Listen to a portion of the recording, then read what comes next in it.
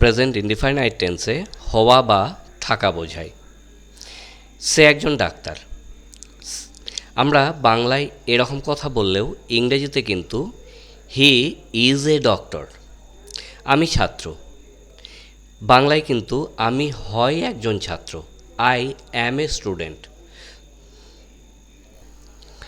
Am is are থাকলেই যে continuous হবে তা কিন্তু নয়। কন্টিনিউয়াস হতে গেলে তার শর্ত অ্যামিজারের পরে মূলভাব প্লাস আইএনজি থাকতে হবে, কিন্তু হওয়া বোঝালে সাবজেক্টের পরে অ্যামিজার ব্যবহার হবে। আবার দেখো, আমি করি প্রেজেন্ট ইনডিফাইনাইট, আই ডু আমরা করি উই ডু, তুমি বা তোমরা করো ইউ ডু, তারা করে দে ডু, সে করে পুংলিঙ্গ হলে হি ডাজ, সে করে স্ত্রীলিঙ্গে সি ডাজ। তাহলে দেখো বাকি সমস্তগুলো ডু হয়েছে, হি বা সি এর ক্ষেত্রে ডাজ হচ্ছে, রাম করে রাম ডাজ। এখানে মনে রাখতে হবে থার্ড পারসন সিঙ্গুলার নাম্বারে মূলভাব প্লাস এস বা ইএস যোগ হবে, এবং অন্য ক্ষেত্রে কিন্তু মূল ভার্বের সাথে এস বা ইএস যোগ হয় না।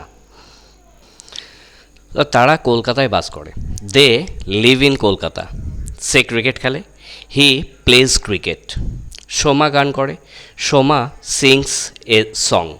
তাহলে মনে রাখতে হবে যেটা, সেটা হচ্ছে থার্ড পারসন সিঙ্গুলার নাম্বারের ক্ষেত্রে শুধুমাত্র মূল ভার্বের সাথে এস ইএস যোগ হয়ে বসে, অন্য ক্ষেত্রে কিন্তু বসবে না।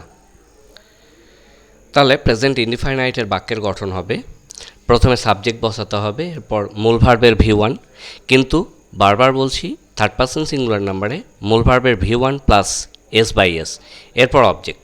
যেমন I do the sum, Anshu watches a movie. এইভাবে তোমরা বাক্যের গঠনগুলো করবে।